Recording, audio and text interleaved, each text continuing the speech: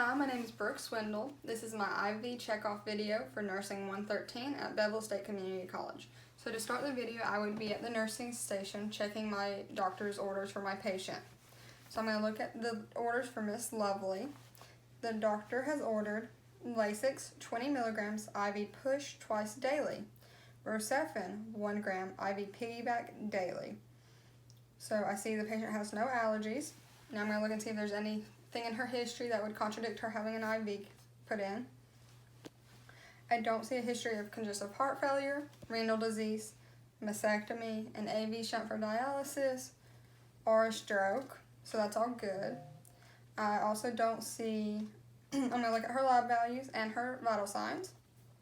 Both look good, no reason to not have an IV put in. I'm also going to see if she has any impending procedures or surgeries coming up that would require a certain size IV be inserted. I don't see anything about a surgery or procedure that would require a certain size IV, so that means I can put in whatever size I have available or that I think is best suited for the patient. So now that I've checked the orders, I'm going to head to the med room and gather my supplies. So as I enter the med room, I'm going to hand hygiene. And as I hand hygiene, I'm going to think about the supplies I need and what all I need to gather for an IV for Miss Lovely. So I know I'm going to need an IV start kit.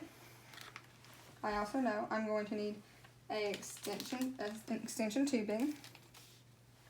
I'm going to get my 10 milliliters of flush, and I'm going to pretend it's got a cap on it because we do not have one. I'm going to get some extra alcohol prep pads in case I need them. And then for the size IV catheter, we only have 22 available. So that's what I will use on Miss Lovely, and I'm going to get an extra one in case. If the patient was older or had fragile veins, I would maybe go size up and use a size 24 IV catheter. But due to the history and that I only have 22 available, I will use a size 22. And that is all I need out of the med room. So now I'm going to head towards the patient's room. As I go to enter the patient's room, I'm going to knock. They're going to say, come in. I'm going to walk in with hand hygiene as I walk in. I'm going to hand hygiene. I'm going to say, hi, my name is Brooke Swindle. I'm a Bevel State nursing student. I'm going to be assisting our RN today, and your doctor has ordered an IV for you. Can you please tell me your name and date of birth? So I'm going to compare it to the armband. She's going to say her name is Jane Lovely. Her birthday is 07/20/1975. I'm going to say, thank you, Miss Lovely. Do you have any allergies, like an iodine allergy or shellfish allergy? She says no, she has no allergies. I'm going to ask her, have you had a IV put in before? She will say, yes, I've had several IVs before. I'm going to say, great. Did you ever have any trouble with any of those IVs or any complications? She says, no, I did not have any complications. I'm going to say, okay. I'm going to ask her, which arm is your non-dominant arm? That way I can try to avoid putting the IV in your dominant hand. That way you can still use it without trouble. She says, I'm right-handed, so my left hand would be good. I say, okay, thank you, Miss Lovely. So then I'm going to assess a few things on Miss Lovely. I'm going to listen to her lung sounds. So I would listen and make sure her lungs sound clear. I would also do a skin turgor at her clavicle to make sure she does not have a skin turgor. Her skin turgor is good, I mean. I would also assess for edema or any jugular vein distension. She looks good, her assessment's good. And I say, Miss Lovely, if you'll excuse me, I'm just going to set up a few things and then we'll be prepared to get started. And she says that's fine. So as I'm preparing, I would take my cleansing spray or wipes, whatever is available, and I would clean the whole table. And the edges. Once I clean the table, I'm going to let it dry. While it's drying, I'm going to get my sheet to cover it to keep it sterile. I would carefully open my sheet and I would lay it down. I'm also going to put a sheet under Miss Lovely's arm so when I do the IV, if there is a little blood or something, we keep the linens clean. So I'd ask Miss Lovely to please raise her arm and I would just lay it under her arm, like so. Excuse me. Now that I've got the table all cleaned, I'm going to set up my stuff. So I'd start with opening the IV start kit. And I would open it. And I'm going to go ahead and get out the tourniquet, the tape, the pad. There is a gauze in here in case there's some bleeding. And there's also an iodine prep pad and an alcohol prep pad.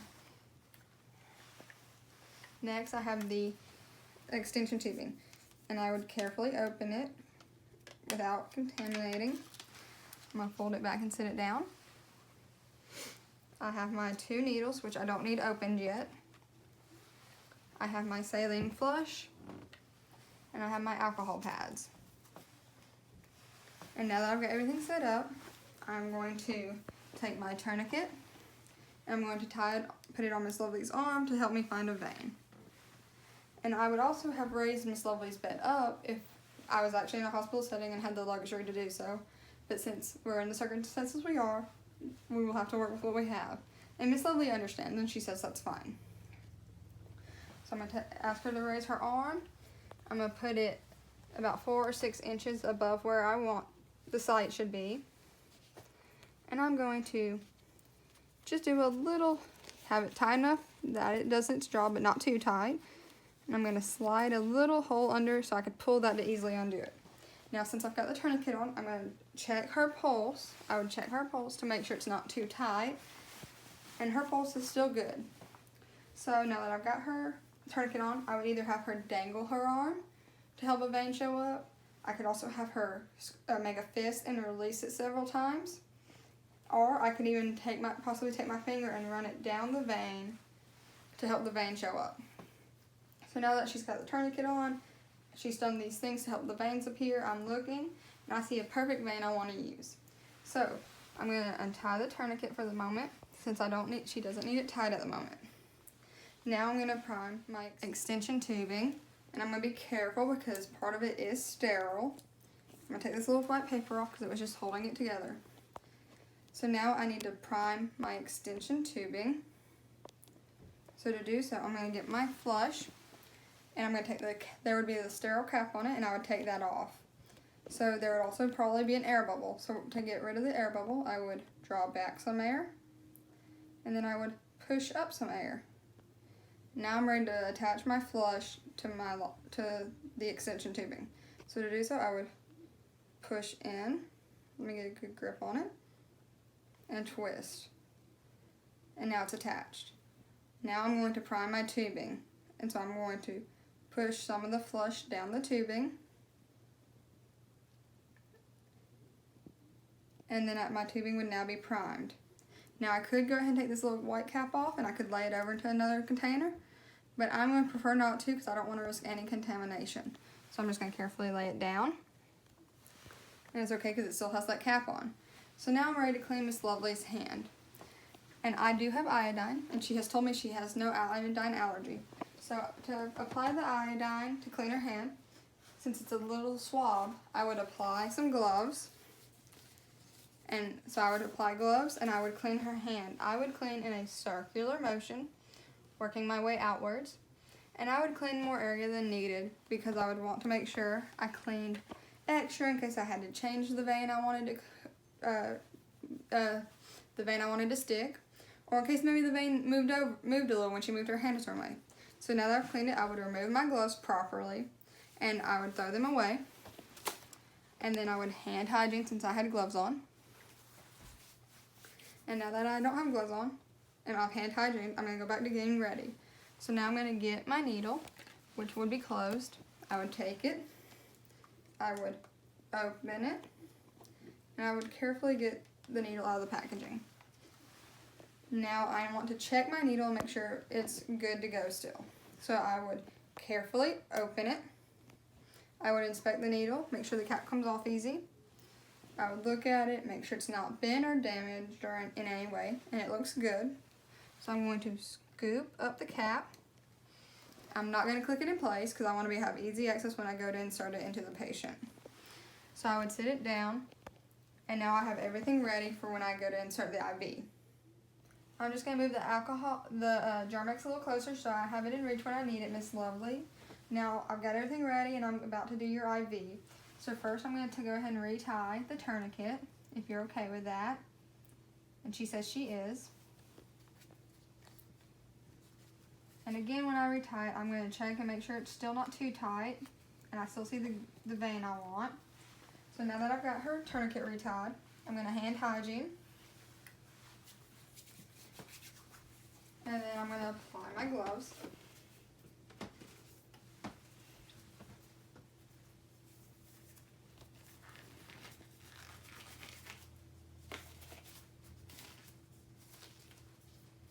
And while I'm applying those, I might make sure she's comfortable, make sure there's nothing she's going to want after this procedure, or there's nothing she needs. Okay, now that I've got my gloves on, if I was in a hospital, I would have had her bed raised up to be at my level, to a good working level, but since we're not and I cannot raise the bed up, I'm going to get on my knees to simplify that I am at a working level in the hospital setting. So I have her hand here. She's ready for me to start the IV, and she's okay with it. So first things first, I'm going to get my needle. I'm going to pick it up and make sure it's still good. I'm going to inspect it. The bevel will go up, so bevel up. And I'm going to use my thumb to displace the skin. And if the person had rolling veins, I could use another finger to displace at the top to help hold it in place. And I'm going to go in at a 15-degree angle. It's anywhere between 10 to 30, but preferably 15. So I'm just going to insert barely at the 15-degree angle, bevel up. And I'm only going to go until I can't see the bevel no more, which I have done. Now the flashback should fill with blood. If it does, that's a good sign. If that happens, I'm going to go in another 1/4 an inch, and I'm going to make sure the catheter is parallel with the skin.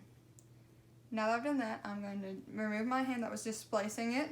I'm going to use the catheter. Once I do that, once I've pushed in the catheter but not done the needle, engage the needle yet, I'm going to untie the tourniquet. I'm going to put pressure with my finger, my ring finger, above the catheter and stabilize the catheter with my other fingers and mash the button, and the needle will engage. So the needle has now engaged, and I will put it in the sharps container. And now quickly, I will take off the tap to this for the flush, and I will quickly attach it to this. Now when I go to flush, I will remove my finger so there's no pressure, but I will still stabilize the catheter. So I'm going to slowly flush, and I'm going to watch for any swelling. I did not see any swelling, which is good. So now I'm going to clamp this so that blood cannot come back into the tubing. And now I'm going to get my tape now. I'm going to get one of my thinner pieces so I can make a chevron. Now this is going to be a little difficult because it's sticky in my gloves on, and I want to make sure I never not stabilizing the catheter. Let me try to get this tape a little better. It's hard with gloves. Grab this end. I'm going to move the flush this way. I'm going to come under. There, that was a little easier. Come under while keeping the catheter stabilized.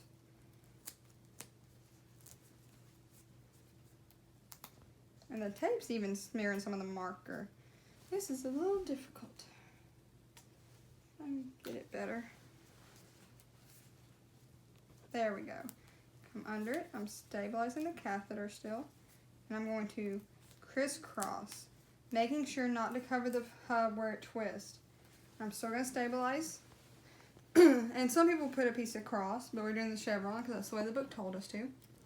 So now I'm going to get my transparent dressing. And I'm going to peel off the back. And it's trying to stick to my glove just a little. And I'm going to very carefully place it over the catheter without trying to get as many wrinkle-free as I want it as wrinkle-free as possible. And I'm making sure not to cover that twist because we want it free still. Now I'm going to take off this part, pushing it down as I do, because we want it as wrinkle-free as possible, as I've already said several times. And now I've got the transparent dressing on. Now this transparent dressing came with a little thing. So I'm going to take my pen, which I sat right over here on this other little table in the patient's room. I'm going to take my pen and I'm going to write on it the date, the time, the gauge size, and my initials. So I would write all that on it. I'm going to take it and I'm going to place it off to the side on the patient's dressing.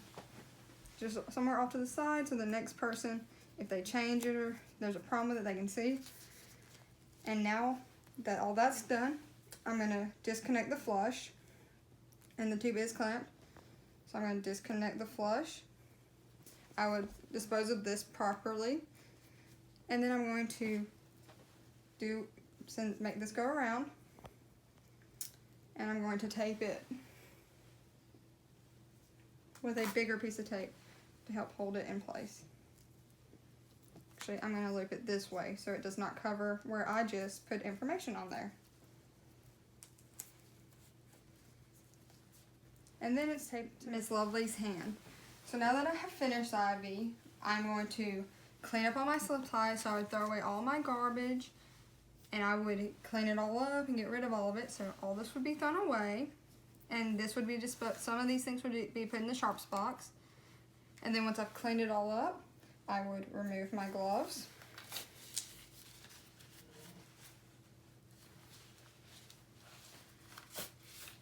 I would dispose of them. I would then hand hygiene. And once I've hand hygiened, then I'm going to check on Miss Lovely, make sure she's okay. And I would have cleaned up the towel and the tourniquet under her arm, but I don't have nowhere to put that stuff since I'm not in an actual hospital setting. But just to let you know, that would be cleaned up. And now I'm going to check on her. I would put her bed in a comfortable position, call light and reach, side rolls up ×2. I'd ask Miss Lovely, do you have any pain or discomfort at the site? She'd say, no, it feels okay. And I'd tell her if she notices any swelling, bleeding, drainage, pain, anything like that, just to call someone and we'd come and help her. I ask her if she needs anything. She says no, she's good. So I say, okay, Miss Lovely, I'm going to go see if the pharmacy has your meds ready, and I'm going to check your doctor's orders and go document that I put in your IV. If you need anything, just give me a call. And she says, okay, I will, thank you. So I leave the room and I go document my stuff. Now I'm going to document. This is what I would document. 6/10/2020, 0900. BD Insight AutoGuard IV catheter inserted into left hand. 1 attempt using a tourniquet. Connected to safe day extension tubing. Blood aspirated and flushed with 10 milliliter normal saline. No signs or symptoms of infiltration. Secured catheter hub with clear IV tape. Dress the site with Tegaderm transparent dressing and secured tubing with clear IV tape. The patient tolerated procedure without pain and anxiety. Instructed patient to let staff know if the IV site becomes painful, red, swollen, or has drainage. Signed, Burke Swindle, student nurse, Bevel State Community College, with my credentials. So now I'm in the medicine room about to prepare the medicines that the doctor has ordered for Miss Lovely. But first I'm going to double check what he has ordered, and before I even do that, I'm going to hand hygiene, since I'm going to be handling medicine to give to the patient. Now I'm going to check what the doctor's ordered. And I see that this order is for Miss Lovely. He has ordered 2 medicines. He has ordered Rocephin, 1 gram, IV piggyback daily to infuse over 60 minutes at 0900.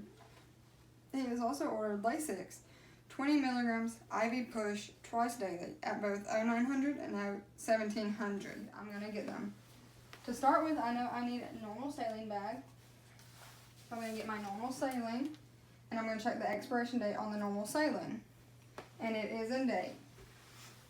Next, I'm going to get my Rocephin that the pharmacy has already prepared. So I'm going to check it. It's Rocephin for Miss Lovely.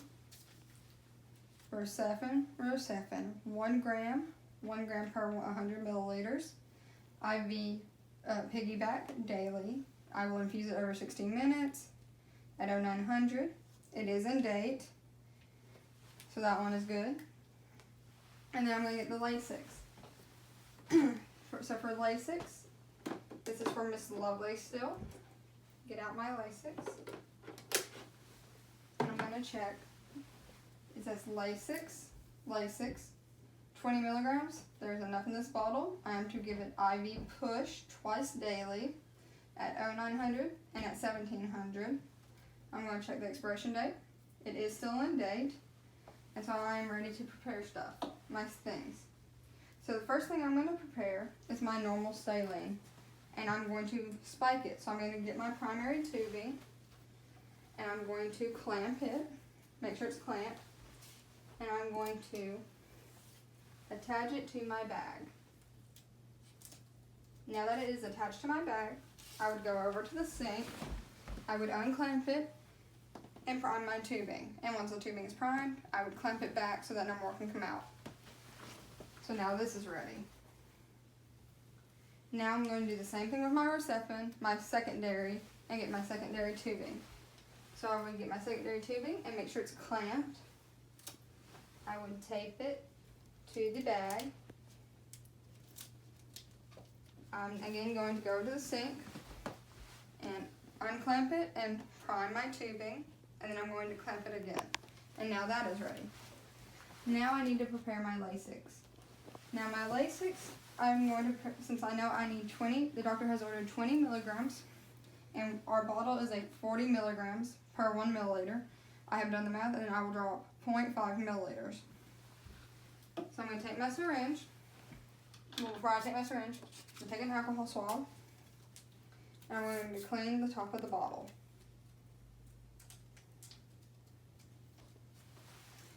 I'm going to clean it very well, and then once I'm done cleaning it, I would let it dry for 15 seconds.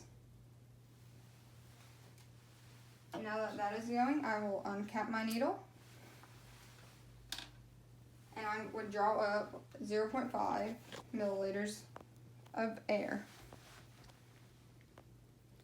Now since there is marker on the dummy, on the fake arm, and I don't want the marker to smear or mess up, I'm not going to actually insert any medicine, but I would insert the needle into the vial, flip it. Well, before I flip it, I would push in the air, flip it, and then I would draw up 0.5. But since, as I said, I'm not actually going to draw up nothing, I will just draw up some more air again. So I'll get the needle out, make sure it's straight. I'm going to go ahead and draw up my 0.5 of fake air, fake Lasix. I'm going to scoop the cap and click it in place. And I also have a baggie for my Lasix to go in. Now also before I head to Miss Lovely's room, I know since I'm going to do an IV push, I need some IV flush normal saline. So I'm going to get out 2 IV flushes of 3 milliliter normal saline. So now I have everything I need out of the medroom. I would put this back in the medicine container and clean it up and make sure the station's ready for the next nurse. I'm also going to get some alcohol prep before I head to Miss Lovely's room. Even though there could be some left in her room from earlier. And I'm also, before I head to her room, getting all the IVs ready on the IV pole. So I'm going to take the IV pole, and first I'm going to attach the normal saline. And I know the normal saline needs to be attached lower than the Recepin, since the Recepin is a piggyback. And then I'm just going to hang the tubing over it so it does not drag right now. Then I'm going to take my Recepin and hang it higher. And then I'm going to attach it to the pole. Now that I have everything ready, I'm going to prepare to enter Miss Lovely's room. Now I'm going to grab everything I need to go to the patient's room since I have it all prepared, and I've already done 2 of my med checks. The first one was when I was reading off the doctor's orders, and the second was as I was preparing this stuff. So I'm going to gather everything I need, get my Lasix and my flushes, get my IV pole, and I'm going to head to Miss Lovely's room.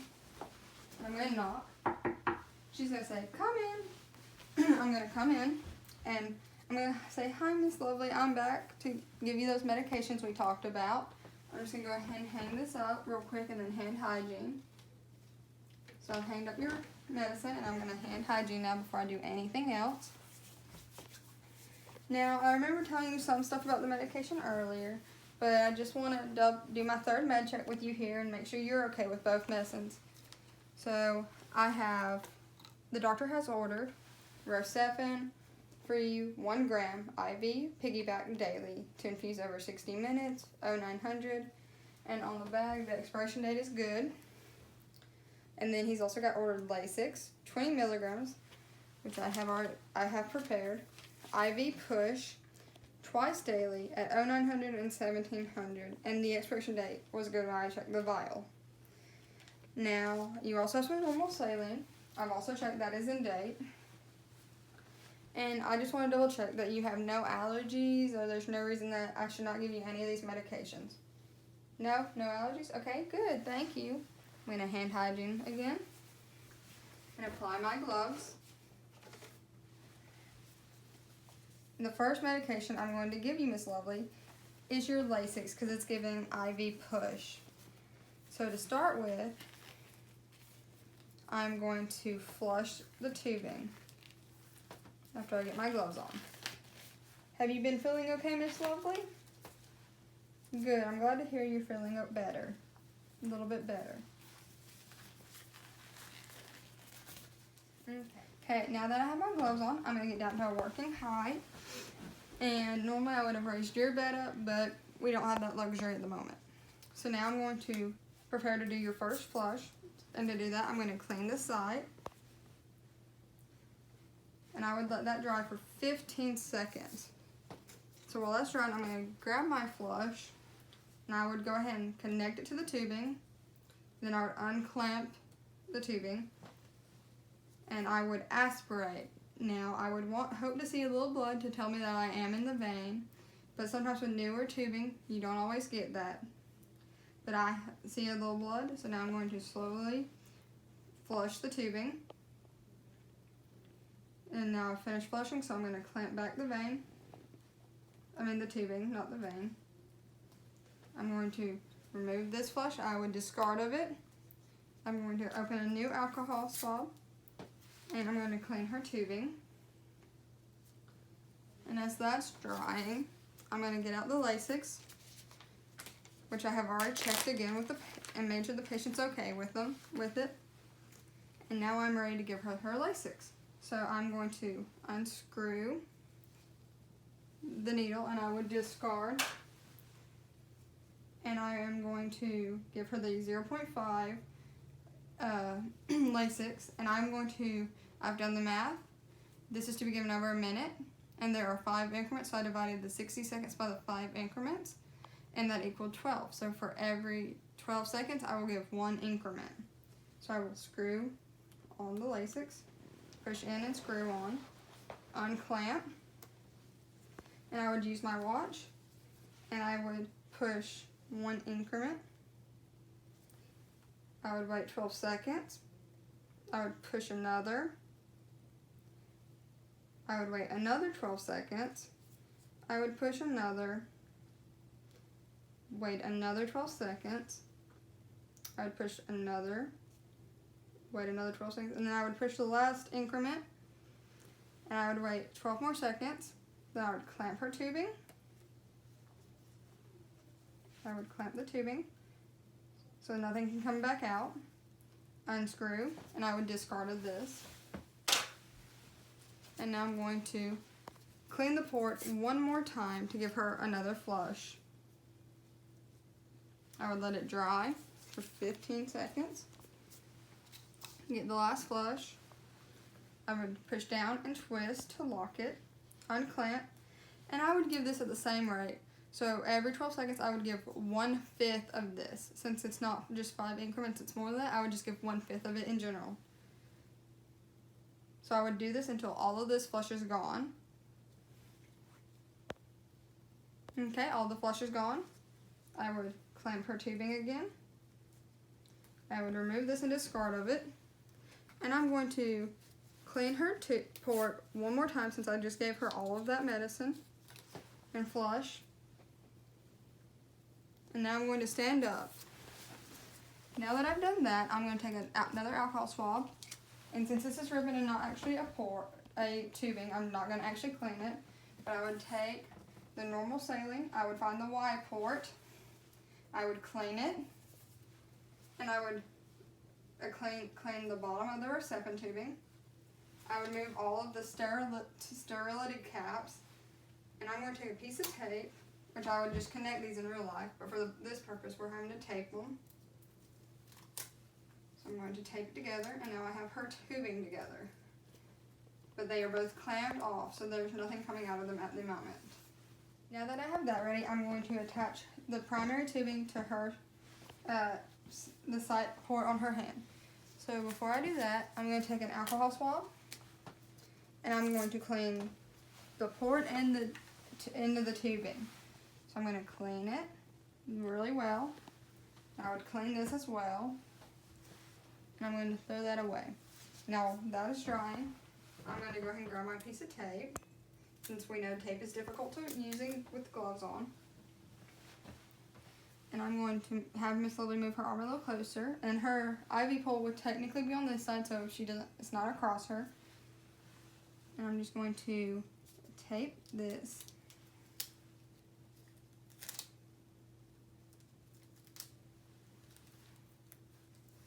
to the side to signify that it's there now.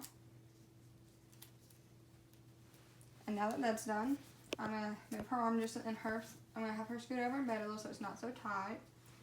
Now that I've done that, I am going to tell her, Miss Lovely, that I am going to open the clamps and adjust, with the clamp roller, adjust the drop rate, since we're doing this by gravity. So I'm going to open both. And with the roller, I'm going to use my watch for a minute and count, because I know how many drops should come out for a minute. So I'm going to adjust it till I get the amount of drops I want. And now I have got that. So her tubing is all connected and finished. So I would clean up everything I brought into her room. I would make sure she's comfortable, make sure she does not need anything. I'd ask Miss Lovely, "Are you good, Miss Lovely?" She'd say yes. I'd put her bed back to a normal position, slide her up, call unreached. I would tell her to call me if she needs anything. And now I'm going to remove my gloves and hand hygiene, and then I will tell you the drop rate that I have set it to. So gloves off, hand hygiene, and I have my math right here. So I've already explained how I got the 1 increment every 12 seconds for the Lasix. Then for the Rocephin, which is piggyback, if it was on a pump, it would be 100 milliliters per 1 hour. And if it was, since it's drops, it's going to be 25 drops per minute. That way she can get all of her medicine she needs within the hour. And then the normal saline would run at 30 milliliters an hour. And I would go document all of her medicines that I gave her, that I did the 3 checks, and at what times I gave that medicine. Now it is later, and I am back at the nursing station, and I'm going to check the new orders that the doctor has given me. I see the doctor has ordered for me to discontinue Miss Lovely's IV as long as she is able to stand it. He also wants me to check, I need to check all her lab values, make sure they're good, make sure she still has good urine output, and make sure that she can tolerate oral fluids. And if she can tolerate oral fluids and all her signs are good, I can go ahead and remove the IV. If I had an abnormal finding, I would alert the doctor right away and not remove the IV until he tells me otherwise. But since everything's good, I don't have to alert the doctor. Now what I'm going to need to remove her IV is 2 gauze, a Band-Aid, and some alcohol prep pads. So now that I have everything and I've checked my orders, I'm going to head to Miss Lovely's room. So I would knock on her door. She'd say, "Come in." I'd tell her good afternoon or whatever time of day it is. It might be a few days later till the IV is being removed. I would sit everything down and get it organized. And I would ask her if she could tell me her name and date of birth, please. She would say Jane Lovely, 07/20/1975. And I'd say thank you. I'd ask her how she's feeling today while I hand hygiene. And she would say that she's feeling good, just a little tired still. And so now I'm going to get ready to remove. Now that I've checked to make sure that you're okay, Miss Lovely, I'm going to get ready to remove your IV. So first off, I'm going to take this pad and put it under your arm to help keep the linens clean because we don't want to dirty the linens or soil them. And so now that I've got that done, I'm going to make sure are you comfortable? Do you need something before I start? She says no, she's good, and I would raise the bed to a working height, but that is not available for right now, so we will work with what we have. So now I'm going to hand hygiene one more time because I'm about to put on gloves and remove her IV. So I'm going to hand hygiene. I'm going to apply some gloves.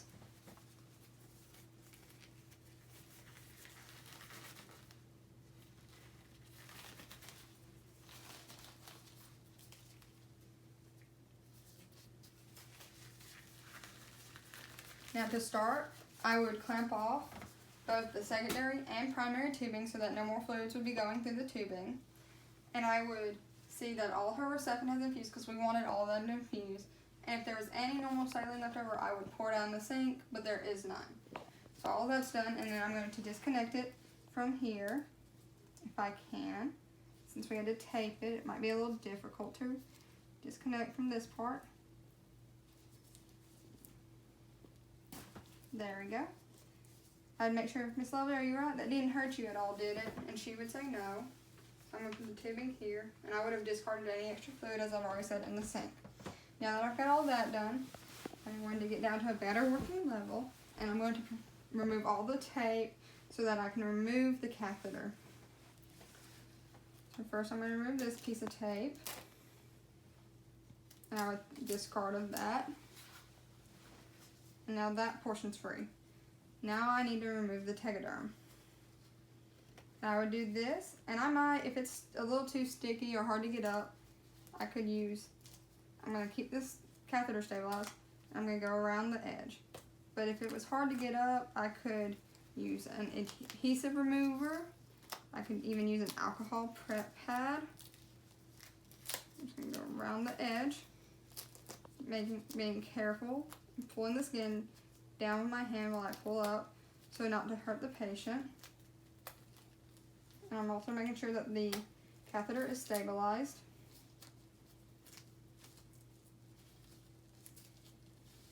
There we go. Now I'm going to undo the chevron. I'm trying to see which side I crossed first, just to make it a little easier on Miss Lovely. And I'm still holding the catheter in place, as not to jar it around or hurt her.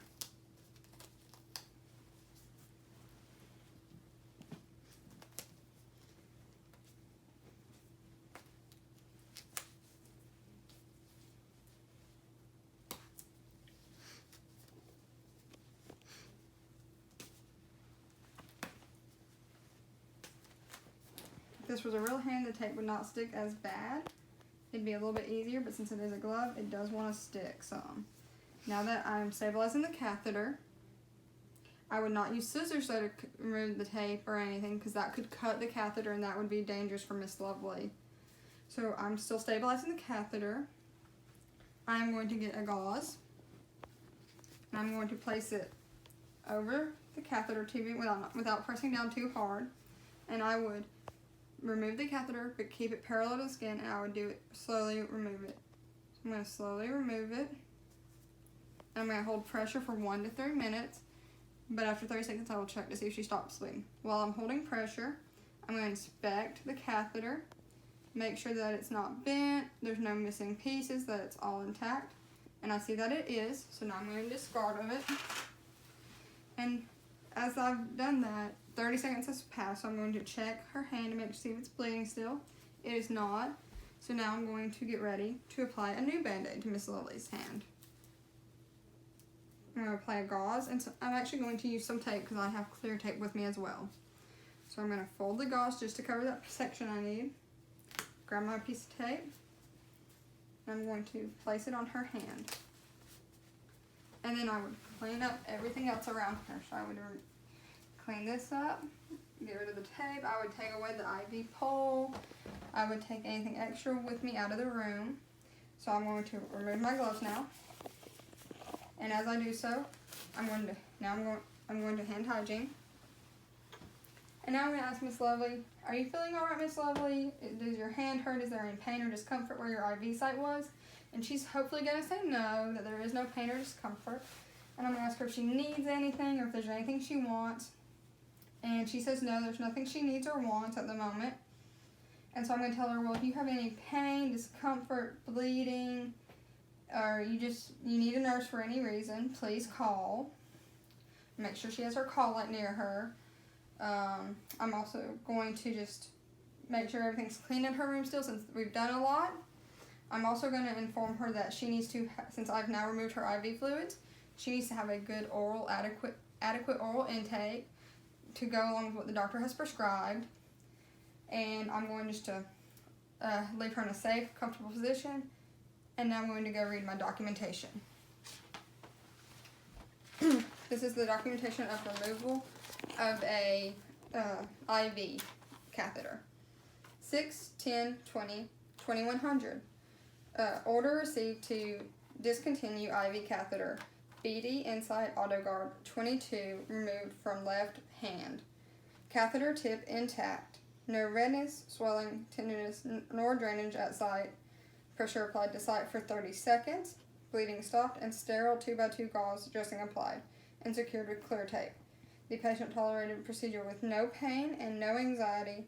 The patient was instructed to notify staff if bleeding or discomfort occurs. The patient was left in a safe, comfortable position, side rolls up ×2, bed in lowest position, call light in reach. Signed, Nurse Brooke Swindle, student nurse, Bevel State Community College, and my credentials. Thank you.